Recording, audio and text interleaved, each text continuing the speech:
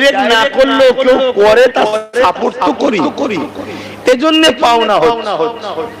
কিন্তু আমাদের আদিবাসী দলিত সমাজের মানুষকে পিটানো হচ্ছে, খুন করছে, হত্যা করা হচ্ছে, এসসি ঘরে পুড়িয়ে পুড়িয়ে মেরে দেওয়া হচ্ছে।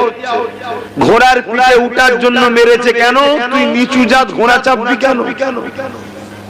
নিচু জাতের জন্য ধর্মের স্থানে ঢুকতে দেয়নি। নিচু জাত হওয়ার জন্য উঁচু জাতের পাত্রে হাত দিয়েছে বলে পিটিয়ে মেরে ফেলছে। আমার দেশেও করছে। এই বিভাজনকে মিটিয়ে দিয়ে মানুষ সবাই সমান, এই সমাজ গড়ার নাম ইসলাম। জোরে বলুন সুবহানাল্লাহ। ইসলামকে জানুন, ইসলামকে চিনুন, ইসলামকে বুঝুন। কেন আজকে মিডিয়ায় যে ইসলামের প্রচার হচ্ছে, ওটা আজকের আবু জেহেলদের প্ল্যান।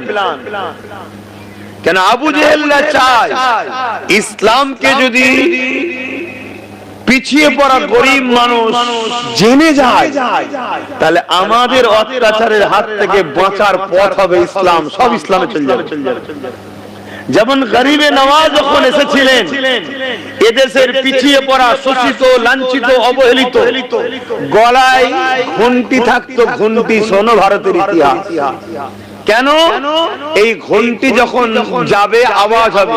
নিচু জাতদের গলায় ঘন্টি, আমরা নিচু জাত বলছি না, বিভাজন ছিল।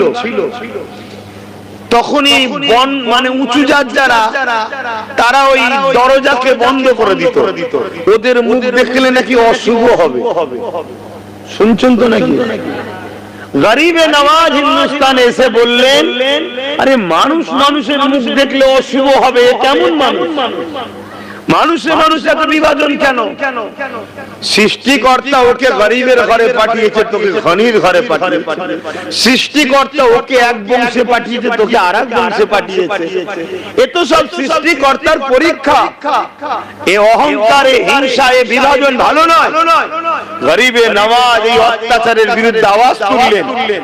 তৎকালীন সময় পিছিয়ে পড়া গরিব, অসহায়, দুঃখী মানুষ, যারা ঘরের কুকুর সম্মান পাইতো, মানুষ সম্মান পায় না, এই শ্রেণীর মানুষগুলো 90 লক্ষ মানুষ গরিবের নওয়াজের হাতে হাত দিয়ে গরিবের নওয়াজের কথা মেনে ইসলাম কবুল করেছে। জোরে বলুন সুবহানাল্লাহ।